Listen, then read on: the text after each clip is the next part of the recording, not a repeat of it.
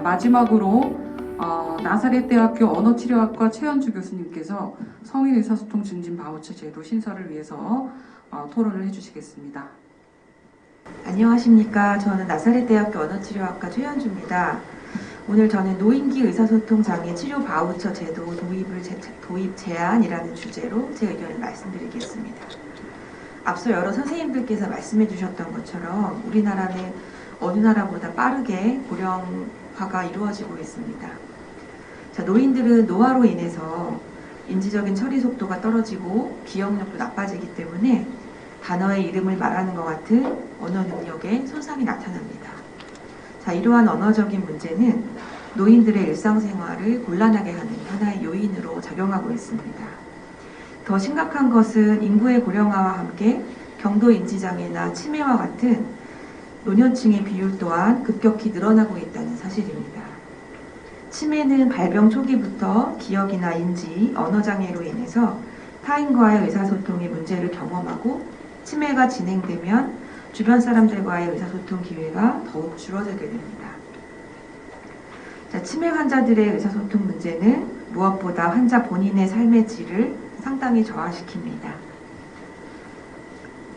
의사소통의 제한은 치매 환자에게 부정적인 감정과 방치된 느낌을 갖게 하고 이러한 의사소통이 지속적으로 실패할 경우에 자아의식에 부정적인 영향을 미치고 자신감 상실, 불안, 우울을 경험하게 해서 인지기능을 더욱 저하시키는 결과를 초래하게 됩니다. 자, 이러한 악영향은 궁극적으로 환자들의 일상생활 수준을 저하시키고 치매 환자들한테 많이 나타나는 심리행동 증상의 증가와도 무관하지 않을 것입니다. 의사소통 기술은 인간의 삶의 질에 직접적인 영향을 미치고 전생애에 걸쳐서 발달되고 변화되어야 합니다. 그리고 노년층이나 경도인지장애, 치매와 같은 인지장애 환자들은 적절한 시기에 적극적인 언어재활을 하게 되면 의사소통 기술을 향상시킬 수 있습니다. 하지만 현재 우리나라에서는 의사소통 장애를 가진 노인들의 언어재활 서비스는 매우 부족한 현실입니다. 우선 일반 노인들 같은 경우에도 의사소통 저하에 대한 어떠한 관리도 받지 못하고 있는 실정입니다. 경도인지장애 환자 역시 적절한 언어재활은 원활히 이루어지지 않고 있습니다. 경도인지장애 환자 같은 경우에는 초기에 진단이 이루어지고 효율적인 치료가 뒷받침되면 치매로 진행을 어느 정도 늦추고 이제 그렇게 되다 보면 치매 발병으로 인한 의료비나 사회적 부담을 경감시키는 데 기여할 수 있을 것입니다. 치매와 같은 후천성 의사소통 장애 역시 발병 초기에 집중적이고 효율적인 치료가 이루어진다면 증상을 호전시키거나 질환의 진행을 늦출 수 있다고 알려져 있습니다. 자, 이와 관련해서 국내의 대학 및 대학원 언어치료학과에서는 치매 환자의 의사소통 장애를 진단, 평가하고 적절한 치료를 제공하기 위한 전문가를 양성하고 있습니다. 이렇듯 노인기 의사소통 장애의 경우 대상자의 요구가 분명하고 전문 인력이 양성되어 있음에도 불구하고 의료 현장이나 사회적 시스템의 부족, 치료비 부담 등으로 인해서 적절한 치료가 이루어지지 않고 있습니다. 자, 우리나라보다 한 발 앞서 고령사회로 진입한 일본의 경우에 후천성 의사소통 장애 환자에 대한 의료적, 사회적인 지원이 매우 활발히 이루어지고 있습니다. 일본의 경우 치매를 포함한 노인기의 언어재활 서비스는 기본적으로 의료보험 혜택을 받고 있습니다.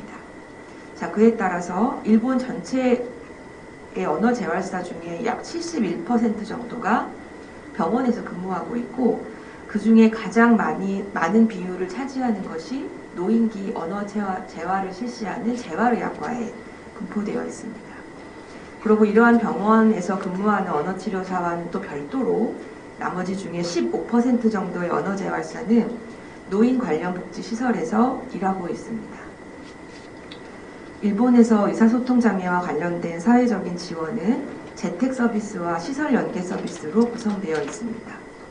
재택 서비스는 가정방문 재활 형태로 이루어지고 있고 시설 연계 서비스는 지역의 주간보호센터와 지역 협력병원이 연계해서 언어재활이 필요한 환자에게 서비스를 제공하고 있습니다. 자, 일본의 이러한 시스템에서 환자 본인의 부담은 거의 없거나 매우 적다고 보고되고 있습니다. 의료적 체계가 중심인 일본의 언어치료와 우리나라의 상황을 직접적으로 비교하는 것은 무리가 있지만 이런 일본의 사례를 통해서 노인기 의사소통 장애 치료에 대한 관심과 지원의 중요성을 엿볼 수 있습니다. 일본에 비하면 우리나라의 노인 의사소통 장애 치료는 일종의 사각지대에 있다고 볼 수 있습니다.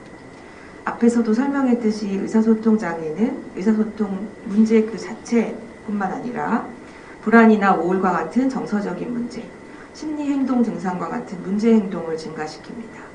또한 이러한 문제는 환자 본인에 그치지 않고 가족이나 보호자의 어려움 또한 가중시킵니다.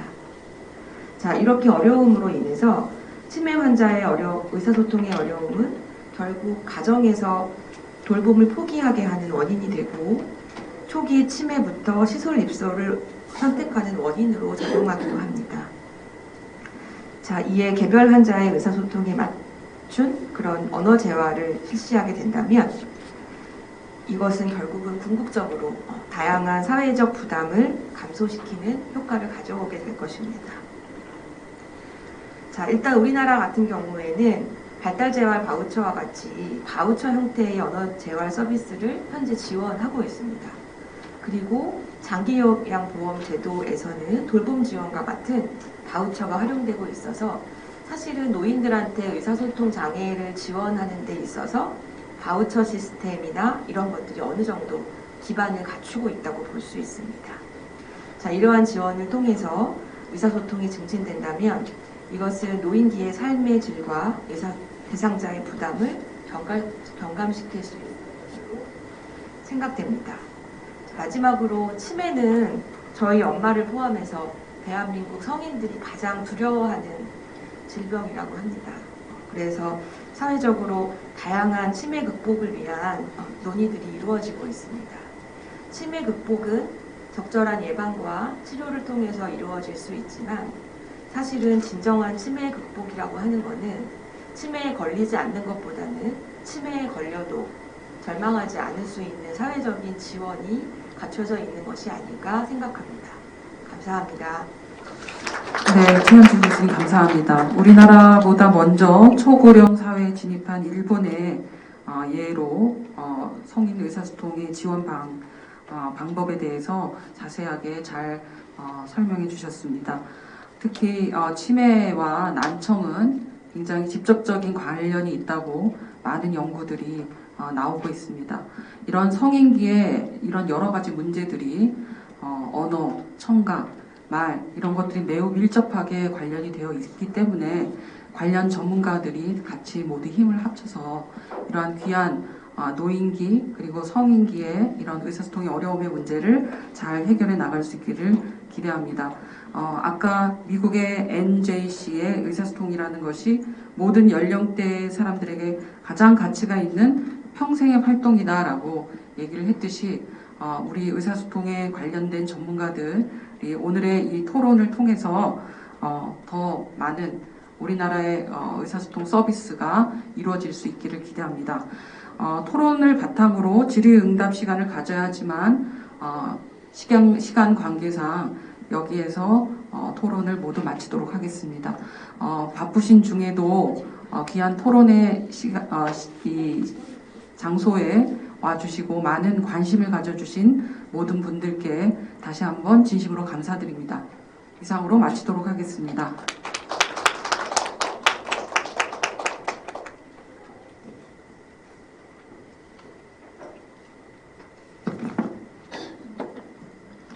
네, 이상으로 성인 의사소통 증진 바우처 제도 신설을 위한 정책 패널 토의를 마치도록 하겠습니다. 좌장을 맡아주신 최성희 교수님과 토론을 위해 참석해주신 토론자분들, 또 주제 발표를 위해 애써주신 이현정 교수님과 권미성 교수님께 다시 한번 깊은 감사의 말씀 드리겠습니다. 네, 정말 하루빨리 성인 의사소통 증진 바우처 제도가 신설이 되어서 실질적인 도움이 필요한 많은 분들에게 따뜻한 위로가 될 수 있었으면 좋겠습니다. 이상으로 성인 의사소통 증진 바우처 제도 신설을 위한 정책 토론회를 모두 마치도록 하겠습니다. 네, 참석해주신 내빈 여러분께 다시 한번 감사드립니다. 안녕히 가십시오.